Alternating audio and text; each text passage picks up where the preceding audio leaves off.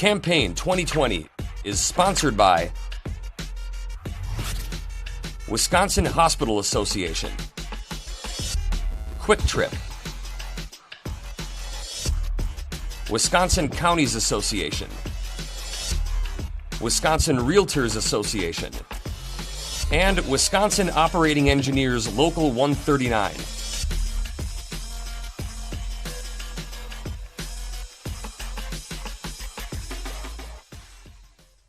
Paul Weber of La Crosse is a Democratic candidate in the 32nd State Senate District. The primary is August 11th. Paul, welcome to WisconsinEye. Hey, welcome. I'm so glad to have you here on behalf of the Badgers and Eagles and all the good people of Wisconsin. I'm really excited to be here today. Paul, what's your top issue in your campaign? Well, there are many. How about the top one? No, I really, it hurts me to know that I go to bed at night and this state is carrying a $112 billion debt. We're always short on money. We also have about 800,000 people on food stamps. Last count that I had, we had about 1.3 million people that are unemployed in the state. And I just think the state of the state is not in a good shape. My biggest campaign is to get that fence off that Capitol down there. When I'm going to hit the ground running on November 4th, I want an office to walk into, and I want this governor to get to work, and I want all my colleagues, my legislators, and my co-senators here. But my biggest number one issue, in addition to, bullet point number 97, 98, and 99 is this county and this city and this state and our federal United States of America, we're in debt, and we're really not working with any real money anymore. We're spending the money of the future of your kids and your grandkids and your great-grandkids. So I hope somebody comes to a football game at Thatcher Field in about 25 years, because that's really whose money we're spending. Okay. Let's work through some issues. The governor has said that we may collect $2 billion less in state taxes because of the pandemic. And if you're a state senator, do you cut spending programs or do you raise taxes and fees?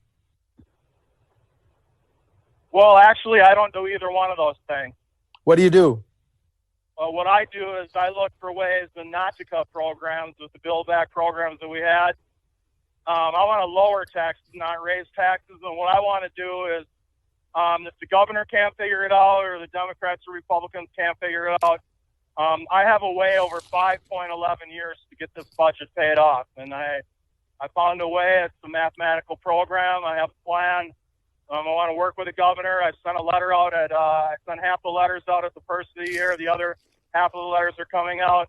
I do not want to cut programs. I do not want to raise taxes. I want to lower taxes and add programs. And I want to help this state to create some jobs and create some revenues. We shouldn't have to rely on the federal government. I mean, I want Donald Trump and I want all those departments out there to keep their money. Okay, we can be self-sustainable here in Wisconsin. It's going to take us a little bit of time, but over a 6, 7, 8 year time, I want to create a self-sustainable state and a debt-free state and be a model, kind of a poster child for the country, because I don't want to be talking about raising more taxes on taxpayers in La Crosse or taxpayers in Holman, Alaska, and La Crosse County. How about Crawford? How about Vernon? How about Monroe County? You think they want to pay more taxes? I know they don't. So we've got a lot of programs here at UW-La Crosse and our college campuses, and all around the state, we're hurting for funds. We need funds all the way around, and I want to try to keep the programs we have, not only not raise taxes, but to cut taxes. But then I want to bring my plan to Madison and help this governor and help the executives there and help my fellow Democrats and Republicans to get this state out of debt in less than 6 years. Okay, I've got a new subject. Americans know a lot more about how police treat those in custody than we did 2 months ago. Do you support the governor's special session bills to abolish police chokeholds, no-knock warrants, keep a database of police officers who are most prone to violence? Do you support that? Okay, well, here's one thing I want to say is, first off, I love police. I mean, I love the sheriffs. I love police. I have lots of friends and family that are on the police force, both currently active duty on a great police and sheriff department we have here in La Crosse of about 165 or 175 sheriffs, and all the good sheriffs of Crawford County, Monroe County, the state troopers. I mean, if all those police were here right now, I'd give them a big hug, but I'm really supportive of the police. I'm sorry what's going on around the country. I think it's horrible what's happening in Madison. I would ask the governor and ask the mayor to step up, okay, because we need those Madison police, and we need those Dane County police, and we need these 72 sheriff's departments and these 25 key metro police departments. I mean, we got 15 key metro police departments in Madison and Milwaukee, just keeping our cities safe. Okay, So but I'm gonna give the police Paul, a hog up. What I'm explaining is that you're asking me about chokeholds. You're talking to a combat veteran that served in 4 different wars overseas. I have respect for the military. I have respect for the military police. You know what? These people are dangerous. We got 25 million people dead. Okay, there's about 100 and 200 and some murders every single day. 15 people got killed in Minneapolis yesterday. Whatever they have to do, they can wrestle them down or whatever. Just, I mean, you don't need to break somebody's neck. okay, I understand. I mean, but sometimes the girl or a woman is at odds here because, for example, the Madison police, they have a large population of female officers. What's she supposed to do? I mean, we got to give the police the benefit of the doubt here. Let the military do their job. Let the police do their job. Let's love them. Let's like them. Let's let the chief of police and let's let the head of the sheriff's department and let's let the state patrol and let the military. Let's let them worry about that. Okay. I'm not going to tell every law enforcement in the world that you can't do a double takedown or you can't do the chokehold or whatever, because when your life is on the line and you're going to try to stop a criminal or whatever, you got to do whatever you got to do to stop them. Okay, I understand. I've got a few issues to work through. And the next one, Paul, what's your position on legalizing medical and recreational marijuana? I'm 100% for both. Okay. What other information do you want to know about it? Nope, that was good. Okay. I have a bill. We literally have 250 bills to legalize marijuana at the federal level. I just checked the other day. Besides, between guns and marijuana, I don't know how any of these politicians get any work done around here, but we can do better. Okay, we can do as well as California or Colorado or Washington. Unlike my opponent who either doesn't know anything about it or he pretends like he doesn't know anything about it. 85% of the people in the state want it. We wanted it for a long time, and I think it's time that we let the veterans and we let people that have needs, cannabis needs or medical needs for it for sure. And there isn't any reason that we can't do a better job on recreational than Illinois does or Michigan does or anybody else does. Okay. If we put Wisconsin on it, we're going to be the best, and I'm expecting that medical cannabis and recreational cannabis is going to be equally as good or better than not the other 35 states, but I think Wisconsin should be in the top 1 or 2 or 3. Okay, new subject. Who should not draw the next lines for congressional and legislative district lines? The Constitution says the party in power in the Capitol, but the governor wants a people's commission to draw those lines and to give it to the elected officials. So who should do it? Well, I think both are a good idea. Ultimately, the Constitution needs to guide the process, but the problem that we have is when somebody reads the Constitution, we don't know what their legal background is or if they're actually a lawyer or maybe they're an interpreter for a lawyer or whatever. Everybody that looks at that Constitution is going to look at it a different way, and then they're going to go back to the legal books on the back of their thing. I want the people to be involved. In fact, I not only want the people to be involved, but I want them to read the Constitution too. So I'm for a cooperative effort between the people and decision makers or the politicians or the government that does this. But my requirement number one is don't come to the meeting or don't tell me what you want to do until you've read the Constitution yourself. Okay. Let's talk about property taxes. Paul, as you know, school districts and local governments have limits on property tax levies to control property taxes, which Wisconsin has pretty high property taxes. You can pass a referendum to exceed those property tax caps or limits? If you're a state senator, would you favor keeping those property tax caps and limits or getting rid of them? Okay, well, in a way, it's sort of related to a question you already asked me about increasing taxes and so forth, but I'll specifically address the property tax one. I mean, I'm in a city, a great city, the city of Crosse, but our city just came through, and it took them a while. They've done quite a few assessments, but I mean, everybody in the city just got hit with like a 35 or a 40% tax increase, and so we're kind of up to the top on taxes. We got 5 shopping malls that need to be bought. We've got lots of houses that are for sale. We want our residential to be good. I want to figure out a way, based on the last conversation we had on the other topic, is I want to help this state to generate some business and generate some revenues and income. And even if it is on farming or corn or soybeans or milk, helping those farmers out that the other candidates aren't doing at the congressional office or staff. I want to give these property tax owners the relief they deserve. And I don't see any reason whatsoever why we can't, across this state, give all 5 million homeowners a 50% tax increase. Now, that might be something we might have to phase in, and I know there's some county administrators and some city mayors out there going, what? But I think it's time that we don't rely on the federal government and we don't rely on new income taxes and sales taxes and property taxes to fund this government. I think we need to create a government that is self-sustaining and actually gives money back to the property owners. Okay. I think you answered my next question. So local governments don't need any new sources of revenue like a local option sales tax, which now only counties can collect, or getting money by broadening the 5% state sales tax on products and services that are now exempt. So you don't think local government should have any new ways to raise revenue, correct? No, that's completely the opposite. That's the statement you made, but I completely disagree with the way they worded that, because I want everybody at all levels, including the locals, the towns, the villages, okay, the state, the technical colleges, the state, anybody that has taxing authority now. We don't want to take that away from them. I'm just saying we want to try to freeze the taxes where they're at. We don't need any new assessments. With all the people that are losing their houses, all the people that are unemployed, all the people that can't afford to make their house payments and car payments, okay, we need to give some relief to the property owners, and I want to do that. But I don't want to take any powers whatsoever. In fact, I want to have more powers down at the local level.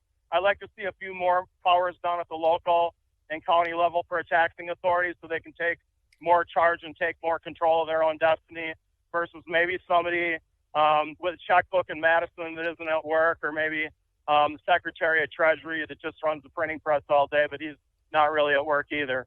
I want to get these people down here having a checkbook in their hand, and I want my city, and I want my town and my village and my county. I want everybody to have $1 million in their checking account and be able to get new tires for their village and township trucks. If they want to do a fundraiser, if they want to do a community event, okay, I want the money to flow bottoms up, not top down. Okay, thanks for clarifying that. You know, we can't find as a state a stable source of paying for our highways. Our gas tax is 30.9 cents. It hasn't been raised in 10 years. Would you consider raising the gas tax to stabilize stabilize the way we pay for our highways? I would, but I've got a better idea. Let me work with Wisconsin Economic Development. Let me work with the Department of Transportation. Let me work with the governor. I'll work with a few people I know in the oil and gas business around the United States and the world, and I'll show you a way on how we can build bigger and better roads if they're needed. Okay, I'm not for an 8-lane road if we only need 2 lanes there.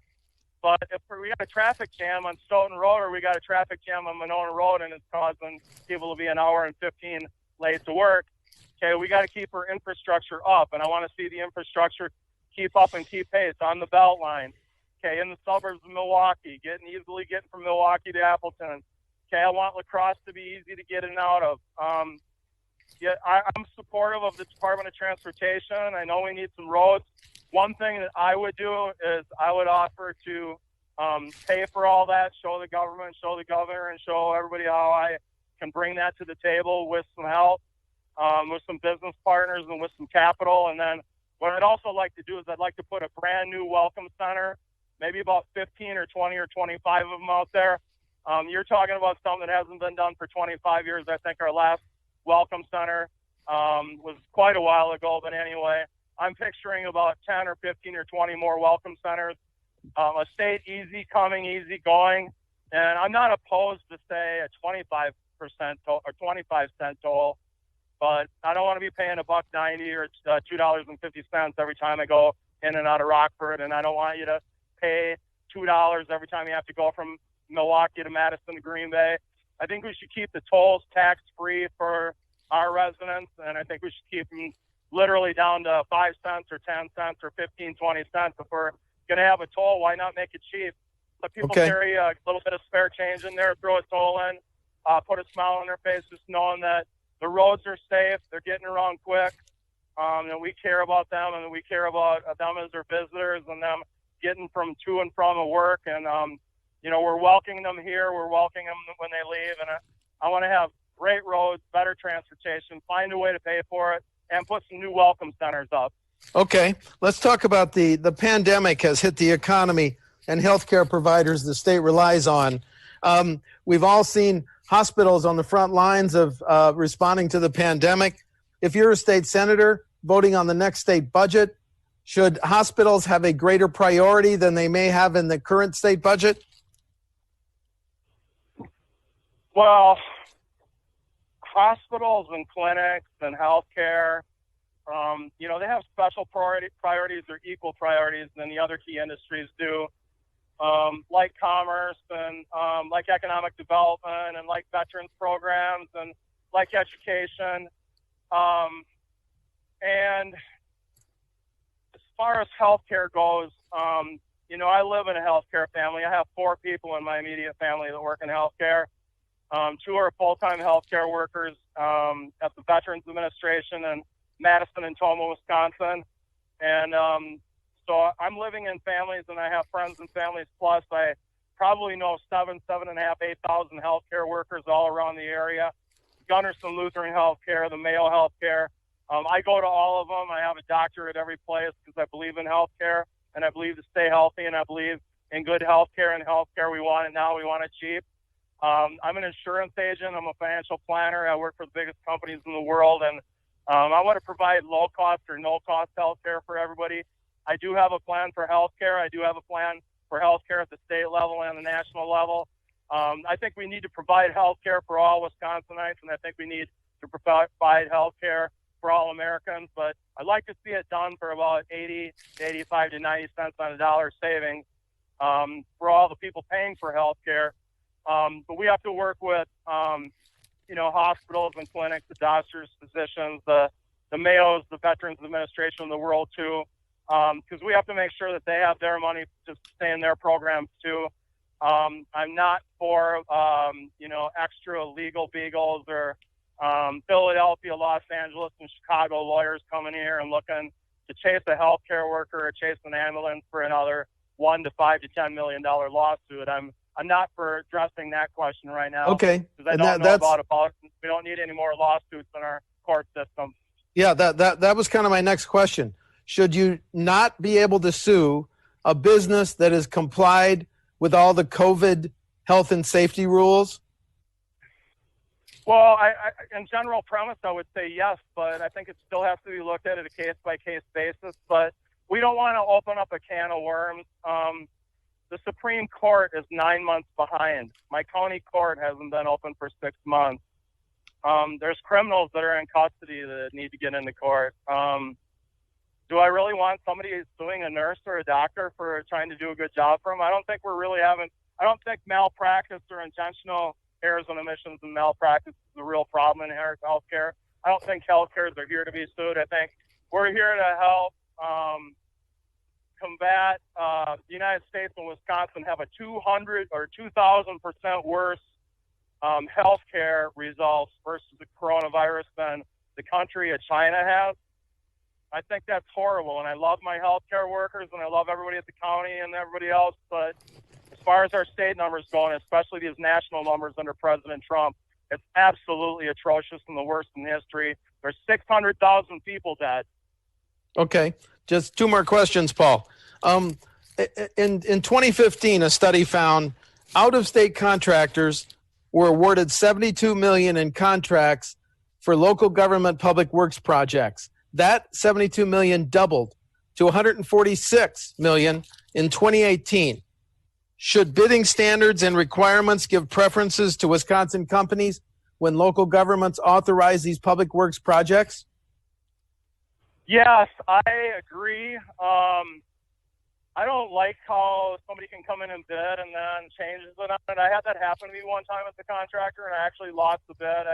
I outbidded 4 people. I finished second, and then the contractor got the bid, and then he walked away. And I lost the deal completely. But I am a licensed, registered state and federal contractor. I've been doing it for quite a few years. I'm a student of the game through the Department of Defense, through logistics. I started to do something similar to what my neighbor company does, LHI Logistics Healthcare, and OSH Oshkosh Defense in Oshkosh and La Crosse. I'm a defense contractor through their defense contractors. The difference about me is if I'm going to get you bullets, or I'm going to get you jet fuel, or I'm going to get you a new bridge built, I'm going to do it for 80% less. I'm not going to try to gouge you. I'm not going to make a profit. And I think you need to work with me because I'm local, and I'm about the only one in the state that's like me, besides the good people in Oshkosh, La Crosse, and Pewaukee. You need to work with me because I'm local, because I'm a veteran. I serve this country. We're looking for local people, local workers. I want somebody in Madison to build my road. I want somebody in Milwaukee to build my pier. I want somebody in Green Bay and Bayport to build the bay. I want somebody around Wausau to build whatever trail we're doing or whatever we need to do.